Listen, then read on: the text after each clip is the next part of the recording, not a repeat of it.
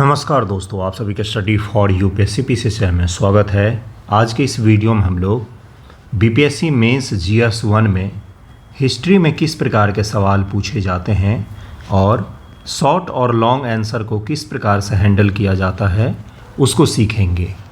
आज मैं model answer तो नहीं लाया हूँ, लेकिन आने वाले वीडियोज़ में मॉडल आंसर के ज़रिए भी हम लोग ये सीखने का प्रयास करेंगे कि बीपीएससी जीएस 1 में शॉर्ट आंसर या लॉन्ग फॉर्मेट के आंसर को किस प्रकार से लिखा जाता है।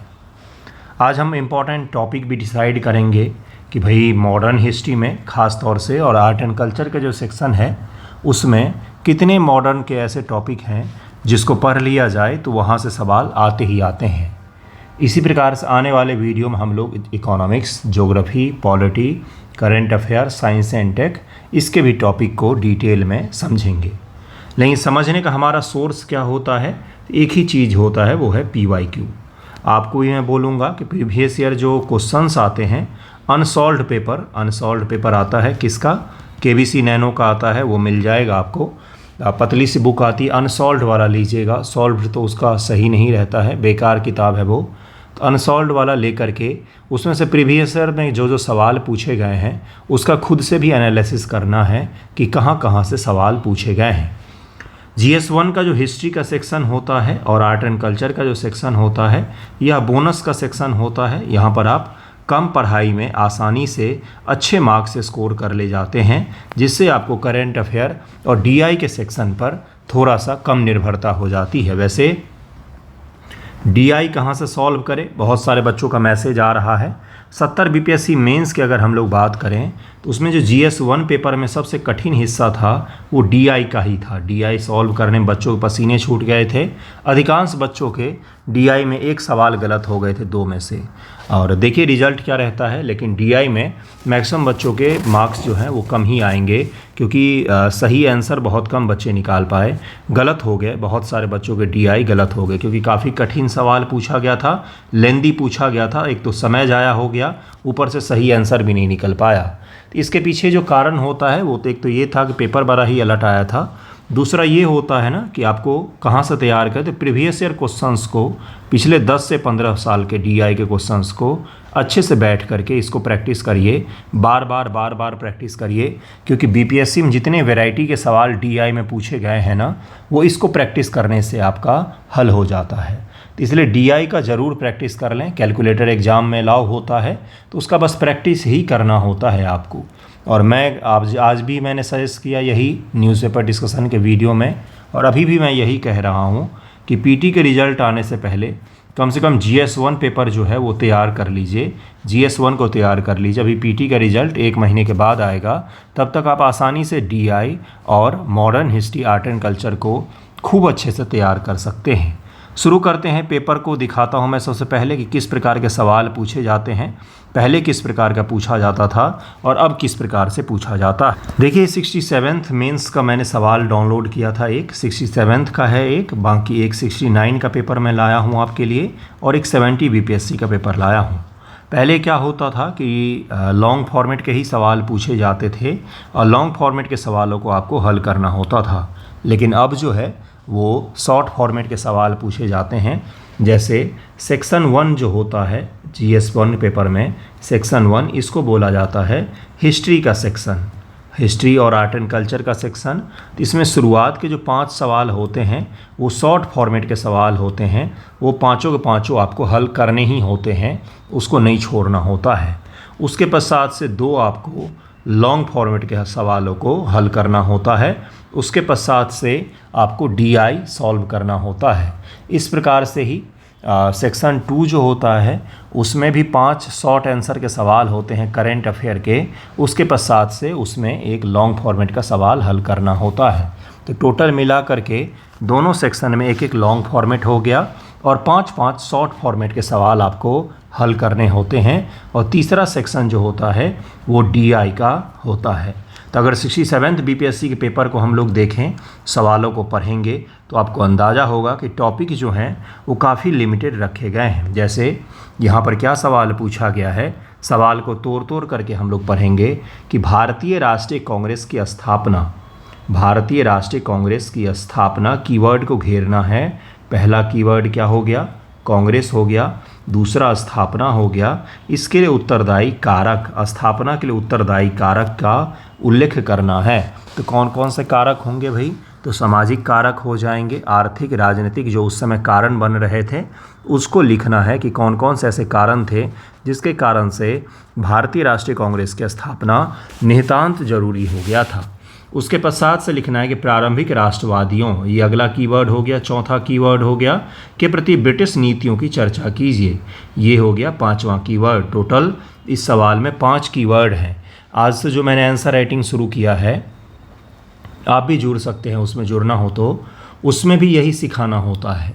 ये 5 कीवर्ड हैं, इसी के इर्द गिर्द ये पूरा क्वेश्चन पूरा करना है। 38 मार्क्स के अर्थात 380, 38 गुना 10 बराबर 380 से 400 वर्ड्स तक का 20 वर्ड अगर आप मार्जिन ले लें तो 400 वर्ड्स तक में आपको ये सवाल कंप्लीट करने हैं। अर्थात कितने पेज हो गए बंधुओं, तो 4 पेज में आपको ये आंसर कंप्लीट करना है।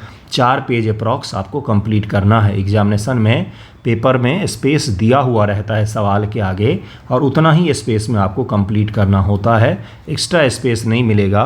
जैसे पिछली बार जो है डीआई का कई सारे हिस्से बच्चों ने रफ पेपर वर्क पर सॉल्व किया था, अंत के रफ वर्क पर चले गए थे, इसलिए आपको लिमिटेड स्पेस ही रहता है, कम शब्दों में आपको पूरा आंसर पूरा करना है। तो इस सवाल को अगर हम लोगों को हल करना होगा तो कितने सेक्शन बन रहे हैं, इसमें 5 सेक्शन बन रहे हैं, जिसमें सबसे पहला क्या है, भारतीय राष्ट्रीय कांग्रेस की स्थापना के लिए उत्तरदायी जो कारक हैं, आप हेडिंग बनाएंगे कारण। पहला कारण लिखेंगे, सामाजिक कारण कौन कौन से थे, आर्थिक कौन कौन से थे, राजनीतिक कारण कौन कौन से थे, और चौथा आ जाएगा कि उस समय का सांस्कृतिक कारक कौन कौन से उभर करके सामने आ रहे थे जिसके कारण से भारतीय राष्ट्रीय कांग्रेस की स्थापना अनिवार्य हो गई थी। तो ये आपका कारण हो गया। उसके पश्चात से दूसरा इसका क्या हिस्सा है, दूसरा हिस्सा है उदारवादियों के बारे में लिखना है। उदारवादी क्या हैं ये आपको लिखना है, और प्रारंभ में ब्रिटिश की नीति क्या रही, तो ब्रिटिश की नीति उनको खुश करने की रही। 1892 के एक्ट की चर्चा करेंगे आप, 1909 के एक्ट की चर्चा करेंगे और बताएंगे किस प्रकार से उदारवादियों को खुश करने के लिए ब्रिटिश गवर्नमेंट ने तरह तरह के प्रयास किए थे। उसके पश्चात से जब वो नहीं मान पाए तब फिर डिवाइड एंड रूल की पॉलिसी को शुरू किया गया। शुरुआत में कांग्रेस को उन्होंने नीचा दिखाया, बाद में वो इसको कमज़ोर करने का प्रयास करते हैं। इस प्रकार से यह लॉन्ग फॉर्मेट का आंसर कंप्लीट होगा। जब तक सवाल के सभी हिस्सों को नहीं लिखेंगे ना आप, तब तक आपको मार्क्स पूरा नहीं मिल पाता है। इसी प्रकार से अगले सवाल पर चलते हैं। देन हम लोग फिर 69 और 70 के पेपर को देखेंगे। देखिए क्या लिखा गया है, ये सवाल हर साल ही पूछा जाता है बीपीएससी में। 1857 से 1947 का मध्य बिहार में पाश्चात्य और तकनीकी शिक्षा के विस्तार के क्रम को अनुरेखित कीजिए। इस सवाल को याद कर लीजिए, इसका आंसर वहाँ पर जाकर के उल्टी करके आ जाना है, क्योंकि यह as it is copy paste होता है यह सवाल। इसी प्रकार से अगला जो सवाल है, एक प्रतिष्ठित राष्ट्रीय नायक के रूप में गांधी जी के उदय के लिए उत्तरदायी कारकों की आलोचनात्मक विश्लेषण कीजिए। ये गांधी जी के बारे में नहीं देगा अगर तो टैगोर के बारे में देगा, नहीं देगा अगर टैगोर के बारे में तो जवाहरलाल नेहरू जी के बारे में देगा। ये 3 लोग ऐसे हैं जिनके बारे में सवाल पूछा जाता है। इसके अलावा 2 और लोग हैं जिनके बारे में कभी कभार पूछ लेता है, ऑप्शन में रहता है, जैसे डॉक्टर राजेंद्र प्रसाद, और 5वां है डॉक्टर लोहिया और जयप्रकाश नारायण जो हैं समाजवादी विचारधारा में। डॉक्टर लोहिया और जयप्रकाश नारायण जो हैं, इनके बारे में भी कभी कभार पूछ लिया जाता है, भूले बिसरे टाइप के कभी कभार पूछ लेता है। तो ये 5 ऐसे थिंकर हैं, ये 5 ऐसे भारतीय स्वतंत्रता संग्राम के नायक रहे हैं जिनके बारे में आपको पढ़ना ही पड़ता है। ये 5 व्यक्तियों के बारे में पढ़ेंगे, उसके अलावा उदारवाद के बारे में पढ़ेंगे, और गांधी जी से जुड़े हुए हर छोटे बड़े आंदोलन को आपको बिहार स्पेशल सहित कवर करना पड़ता है। जैसे अगला जो सवाल है, मैं आंसर राइटिंग के दौरान जब भारत छोड़ो आंदोलन लिखवाता हूँ बच्चों से, तो बच्चे चिढ़ जाते हैं कि ये सब सवाल कैसे लिखवा रहे हैं, ये कभी पूछता है क्या। पेपर उल्टा के देखते ही नहीं, इसलिए पता ही नहीं होता है पूछता है कि नहीं। ये 67th बीपीएससी मेंस में लॉन्ग फॉर्मेट में भारत छोड़ो आंदोलन के बारे में 38 मार्क्स में अर्थात 400 वर्ड्स में पूछा गया है। 1942 के भारत छोड़ो आंदोलन पर एक निबंध लिखिए। निबंध में क्या क्या आता है भाई, सबसे पहले आता है कि भारत छोड़ो आंदोलन है क्या, सबसे पहला तो यही आएगा, आंदोलन के बारे में बताएंगे। उसके पश्चात से कारणों का उल्लेख करेंगे। कारणों के अलावा उस समय के क्या क्या घटनाक्रम है, कहाँ कहाँ पर क्या क्या हुआ, इसको लिखेंगे। उसके पश्चात से इसका जो अंत किस प्रकार से हुआ वो लिखेंगे। फिर लिखेंगे अंत में परिणाम कि इससे क्या मिला हमें, परिणाम लिखेंगे और इस प्रकार से अंत करेंगे। क्या यह एक अनायास ही होने वाला आंदोलन था? बिल्कुल भी नहीं, अनायास नहीं था, बल्कि सुनियोजित था। सही तरीके से सही समय पर हुआ था आंदोलन, गांधी जी के प्रयासों से शुरू हुआ था, ये भी आपको लिखना पड़ेगा। लेकिन जब इस प्रकार के सवाल आते हैं तो इसमें जहाँ भी स्कोप हो कि बिहार स्पेशल के चीज़ों को ऐड किया जा सकता है, वहाँ पर आपको इसमें बिहार स्पेशल के बारे में चर्चा करना ही पड़ेगा कि मुंगेर में कौन सी घटना हुई थी, पटना में कौन सी घटना हुई थी, सारी रेल के पटरियाँ उखाड़ दी गई थी। उसके पश्चात आज़ाद दस्ता का चर्चा करेंगे आप। तो इस प्रकार से बिहार स्पेशल सहित आपको 4 पेज में इसके कारण परिणाम सहित लिखना है। लिखना क्या है अगर ये नहीं पता होना तो भारत छोड़ो आंदोलन पर ही सवाल छोड़िए, अगर नॉर्मल सा चंपारण पर भी सवाल आ जाए तो भी बच्चे गलत करते हैं। मैं आंसर राइटिंग करवाता हूँ, मुझे पता है कैसे गलती करते हैं। उनसे पूछा जाता है कि चंपारण के महत्व को लिखिए, चंपारण के महत्व को लिखिए, और वो कारण परिणाम लिख कर के आ जाते हैं, कारण परिणाम लिख कर के आ जाते हैं और फिर सारा उनका गलत हो जाता है आंसर। तो ये गलती करते हैं वो, ये गलती करते हैं। तो इसलिए जो पूछा जा रहा है उसी को लिखना होता है। इसी प्रकार से अगला सवाल देखिए क्या है, मौर्यकालीन जो कला है उसके बारे में पूछा गया है और यह भी हर दूसरे साल पूछा जाता है। मौर्यकालीन कला की प्रमुख विशेषताओं का वर्णन कीजिए। मौर्यकालीन कला में कौन सा आ जाएगा? एक राजकीय कला है, एक राजकीय कला है और एक लोक कला है। एक लोक कला है मतलब कि एक राजा और उनसे जुड़े हुए जो कलाएं होती हैं वो हैं, जैसे भवन निर्माण इत्यादि, और एक लोक कला है जैसे मूर्ति वगैरह जो हो गया, उसकी बात हम लोग कर रहे हैं। तो ये भी पूछा जाता है। इसी प्रकार से अगला सवाल है लॉन्ग फॉर्म, जिसमें से इन तीनों में से किसी 2 पर चर्चा करना है। तो ये पहले का यही तरीका था पूछने का, जिसमें लॉन्ग फॉर्मेट के सवाल पूछे जाते थे। इसी प्रकार से सेक्शन 2 में करेंट अफेयर और आईआर के सवाल आते हैं। एक आईआर का लिखना रहता है, वो भी ऑप्शनल रहता है, अगर आप उसको स्किप करना चाहें तो कर सकते हैं। एक आईआर का लॉन्ग फॉर्मेट का सवाल रहता है, हालांकि कभी कभार स्किप नहीं कर पाते हैं क्योंकि ऑप्शन नहीं देती है बीपीएससी।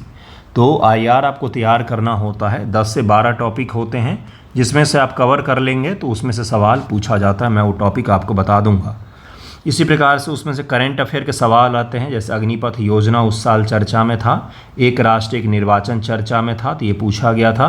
रूस यूक्रेन युद्ध शुरू ही हुआ था तो इसके बारे में पूछा गया था। और उसके अलावा ये GS2 का सवाल GS1 में पूछ लिया गया था कि किस प्रकार से संवैधानिक संस्थाओं के दुरुपयोग का आरोप लगता रहता है, किस पर? तो रूलिंग पार्टी पर। तो इसके बारे में यहाँ पर पूछ लिया गया था। तो ये 67th का पेपर था, जो काफ़ी अच्छा पेपर बनाया था बीपीएससी ने, काफ़ी ज़्यादा डायनेमिक पेपर था। रटे रटाए सवाल नहीं पूछे गए थे करंट अफेयर में, बल्कि सोचने वाले सवाल पूछे गए थे।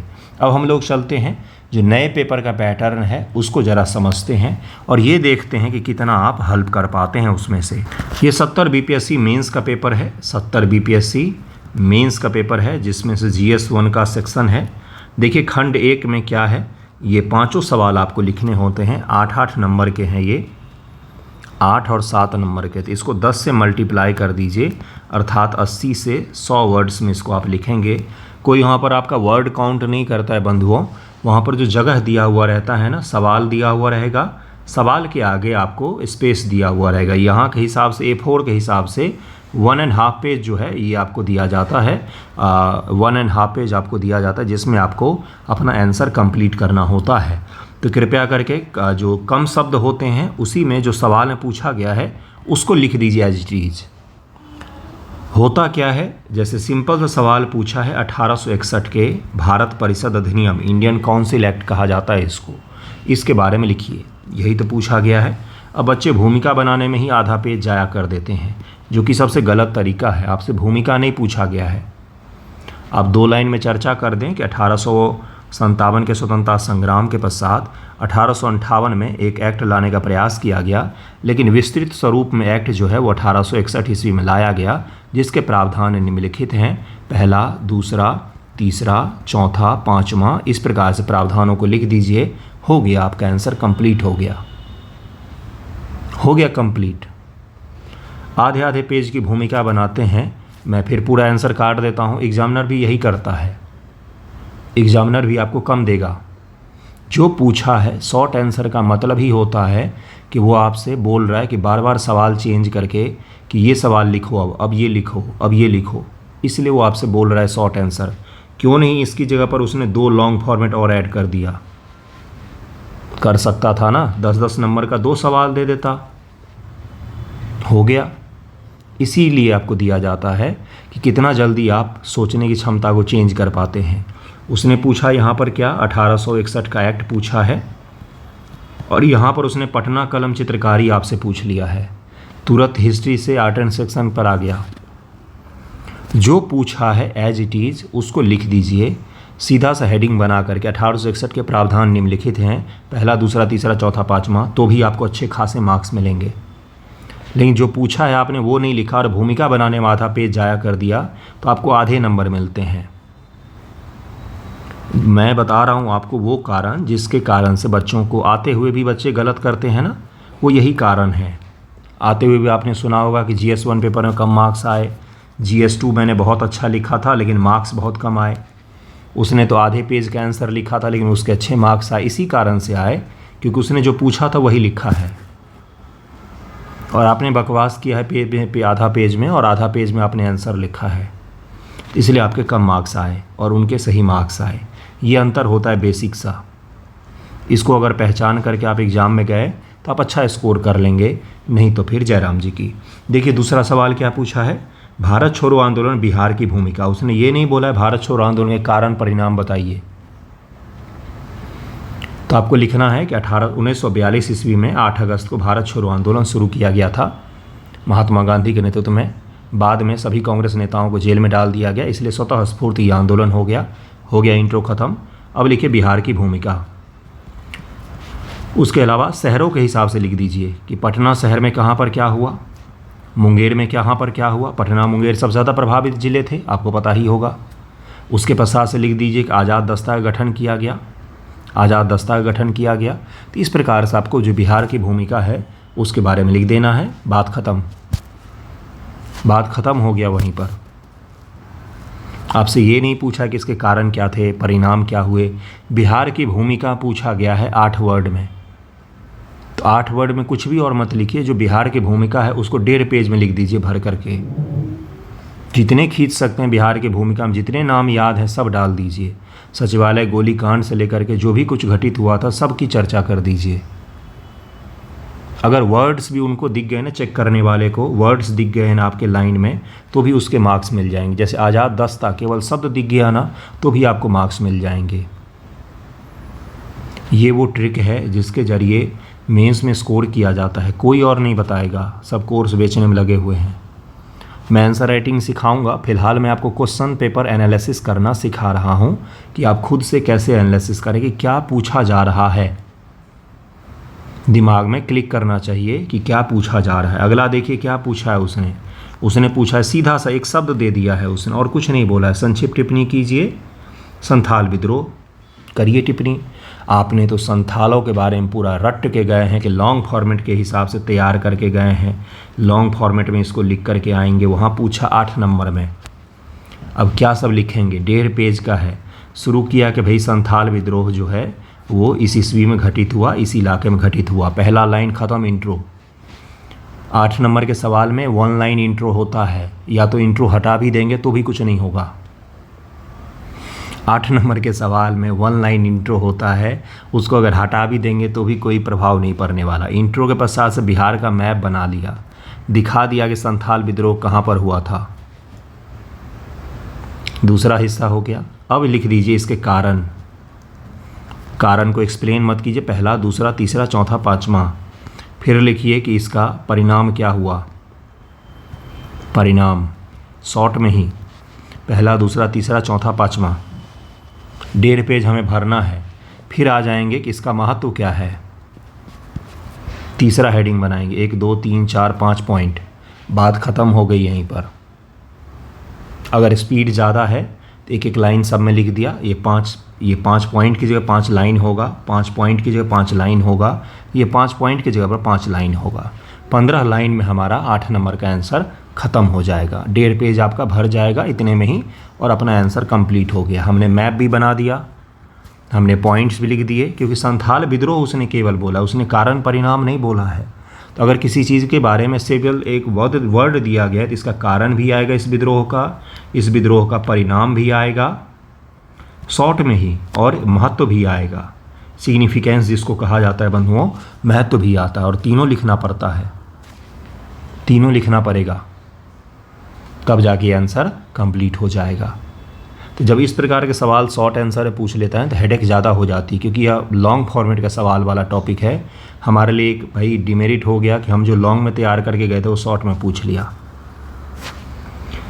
इसी प्रकार से पटना कलम चित्रकला, बच्चे इसको लॉन्ग फॉर्मेट तैयार करके जाते हैं। अब इसमें क्या सब लिखेंगे, तो पटना कलम है क्या, सबसे पहले ये लिख दीजिए, इसकी विशेषता लिखिए, इसकी विशेषता जितने विस्तार से लिख सकते लिखिए, वर्तमान परिस्थितियों की चर्चा कर दीजिए और एज अंत कर दीजिए, इसका कंक्लूजन लिख दीजिए और ख़त्म कर दीजिए। बिहार का मैप जरूर ही बनाना है, बिहार स्पेशल की चर्चा जहाँ जहाँ पर है वहाँ पर मैप जरूर बनेगा, वहाँ पर मैप जरूर बनेगा। संथाल में भी मैप बनेगा, पटना कलम में भी मैप बनेगा, और भारत छोड़ो आंदोलन में भी भारत के साथ बिहार का मैप बनाया जाएगा।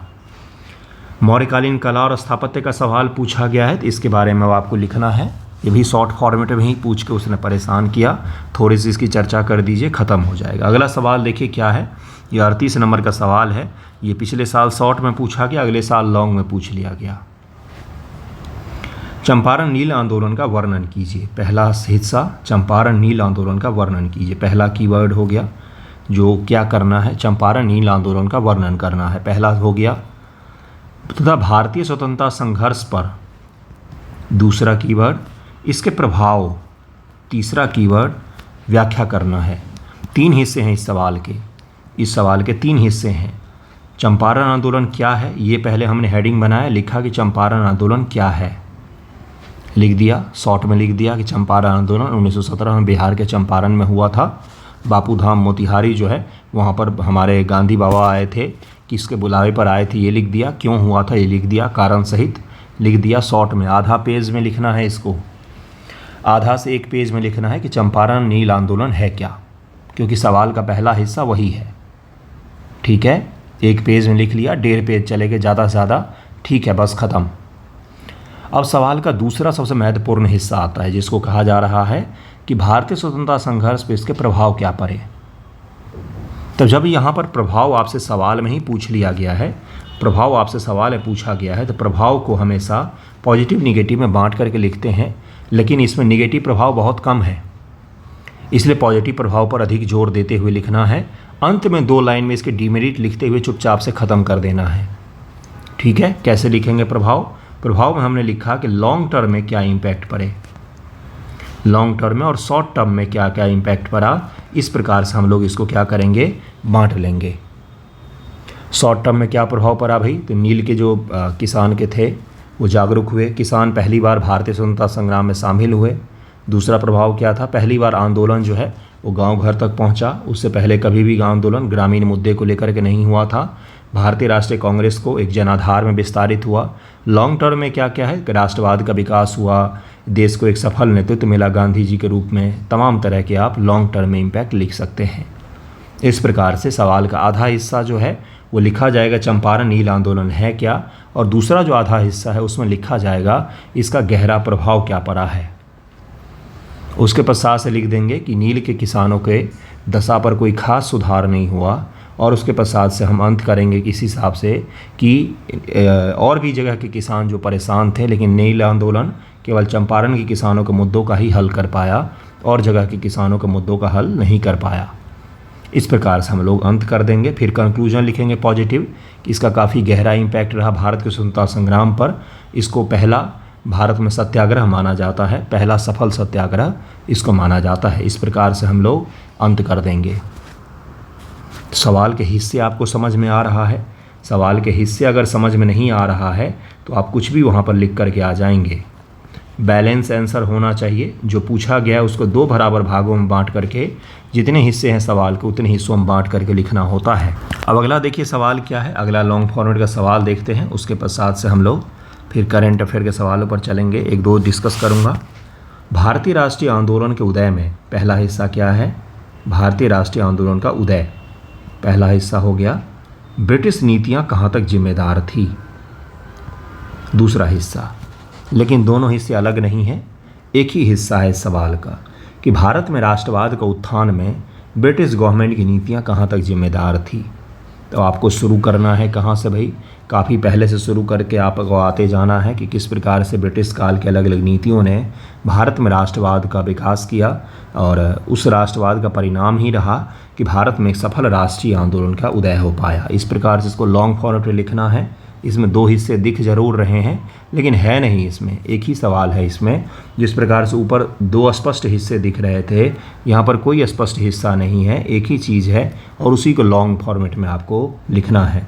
और सविस्तार से पिछली बार भी जब मैंने आंसर राइटिंग करवाया है तो मैंने लिखवाया था, जैसे मैं लिखवाता हूँ कि डलहौजी की नीतियाँ जो हैं वो किस प्रकार से भारत में राष्ट्रवाद के उदय में न चाहते हुए भी प्रेरित कारक बने।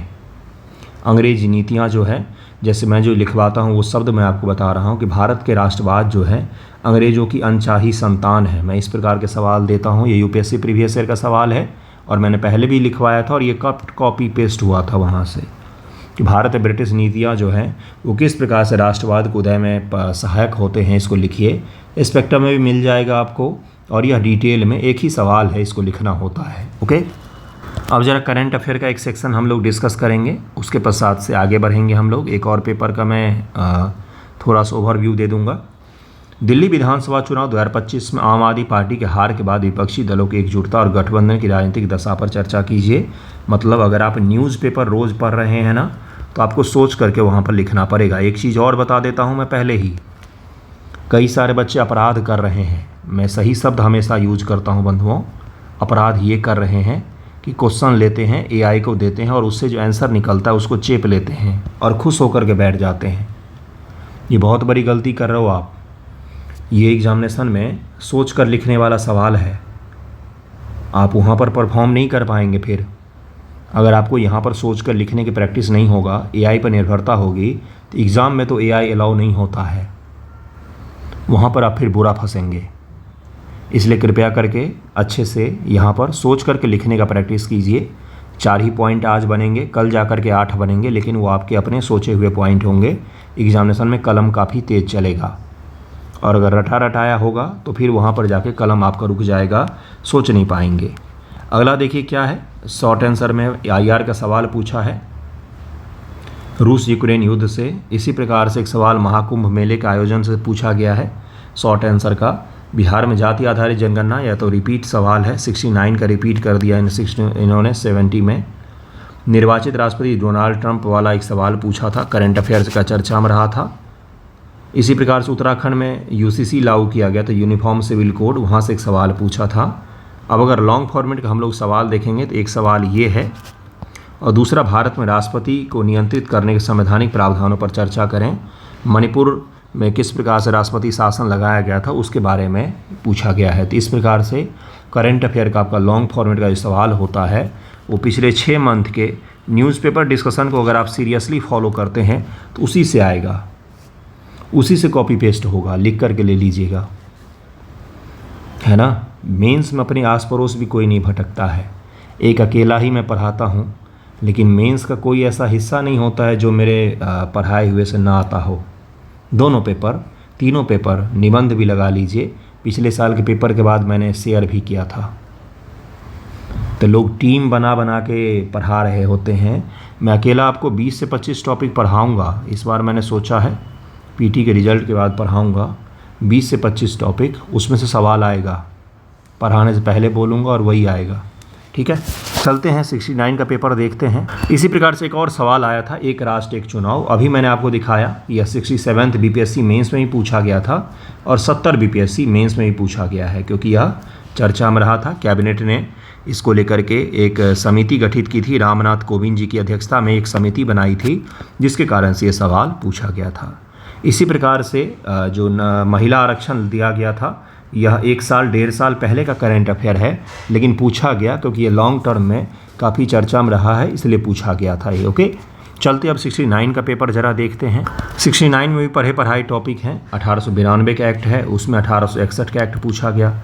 दरअसल में बीपीएससी मेंस का जो सिलेबस है 1850 के बाद का हिस्सा है। इसमें दो ही एक्ट आते हैं, 1861 का एक एक्ट आता है, 1892 का इम्पॉर्टेंट एक्ट है, और एक और है 1909 है और 1919 और 1935। ये 5 एक्ट हैं, ये 5 एक्ट है। इन पाँचों में से एक आपको हर साल मिलेगा पेपर में। आंसर राइटिंग के दौरान मैं ये लिखवाता हूँ और इसमें से पूछा ही पूछा जाता है। 5 एक्ट को अच्छे से तैयार कर लीजिए, शॉर्ट और लॉन्ग दोनों में। शॉर्ट फॉर्मेट में कैसे लिखेंगे और लॉन्ग फॉर्मेट में कैसे लिखेंगे, उस हिसाब से इसको तैयार करना होता है और वहाँ से सवाल पूछा ही पूछा जाता है आपके एग्जामिनेशन में। तो ये 5 एक्ट हैं जिनमें से एक सवाल आपसे पूछा ही जाएगा। अभी तो 2 बार शॉर्ट फॉर्मेट में पूछा गया है, लेकिन हो सकता है कि 71 में आपसे लॉन्ग फॉर्मेट में यह सवाल पूछ ले। फिर से संथाल विद्रोह है, वही सवाल रिपीटेड है। चंपारण सत्याग्रह रिपीटेड सवाल। मौर्य काल की कला और वास्तुकला, फिर से वही सवाल रिपीटेड। एक सवाल ये बड़ा ही इंटरेस्टिंग सा पूछा था 7 नंबर का, भारत में गुहा आर्ट, वो भी पूर्वी भारत में। इसमें उड़ीसा के गुफाओं की चर्चा करनी पड़ती है, बिहार के बराबर की गुफाओं की चर्चा करनी पड़ती है। गुहा आर्ट के बारे में आपको बताना होता है यहाँ पर डिटेल में। 7 नंबर का सवाल है, लेकिन काफ़ी अच्छा सवाल पूछा था। इसी प्रकार से एक और सवाल पूछा था 69 के GS1 का पेपर शानदार था कि प्राचीन काल से बिहार शिक्षा और आध्यात्म दोनों का केंद्र रहा है। तो आपको शिक्षा में बताना पड़े किस प्रकार से प्राचीन काल में ही नालंदा, विक्रमशिला जैसे विश्वविद्यालय भी रहे हैं और आध्यात्म का केंद्र भी रहा है, क्योंकि बुद्धिज़्म, जैनिज़्म, हिंदुइज़्म, सूफीज़्म सभी से संबंधित रहा है बिहार की भूमि। तो ये सभी धर्मों की पवित्र भूमि रही है बिहार, इसलिए आपको दोनों को रिलेट करके लिखना पड़ेगा। इससे पहले ये सवाल कभी नहीं पूछा गया था और सिलेबस का हिस्सा है यह, और यह पूछा गया है बीपीएससी मेंस में। फिर चंपारण आंदोलन के बारे में पूछा गया है एज यूजुअल, लॉन्ग फॉर्मेट सवाल। फिर भारतीय राष्ट्रीय कांग्रेस के उदारवादी चरण की आलोचनात्मक व्याख्या, ये भी पूछा जा चुका है बहुत बार, फिर से वही सवाल पूछा गया है। इसी प्रकार से बिहार में आधुनिक शिक्षा का विकास और उसके प्रभाव, ये जो सवाल मैंने आपको दिखाया कि पाश्चात्य शिक्षा का विकास और प्रभाव पूछा गया है, वही सवाल फिर से रिपीट किया गया है। तो कुछ ऐसे टॉपिक हैं जो रिपीट होते ही हैं, जैसे मौर्य काल है, मौर्य काल के अलावा चंपारण है, उदारवाद है, ये रिपीट होते ही हैं। संथाल विद्रोह है, संथाल विद्रोह के अलावा एक्ट जो हैं ये आपसे पूछा ही पूछा जाता है। तो ये 10 टॉपिक ऐसे हैं जिससे सवाल पूछा जाता है। पिछले वीडियो मैंने आपको टॉपिक बता दिया था, आज मैंने आपको सवाल बताया है कि किस प्रकार सवाल को पार्ट वाइज डिवाइड करके लिखा जाता है। अगले वीडियो में मॉडल आंसर सहित आपको समझाऊंगा। पसंद आए तो अपना कमेंट करके मुझे ज़रूर ही बताइएगा कि किस प्रकार के वीडियो चाहिए आपको, मेंस मददगार हो।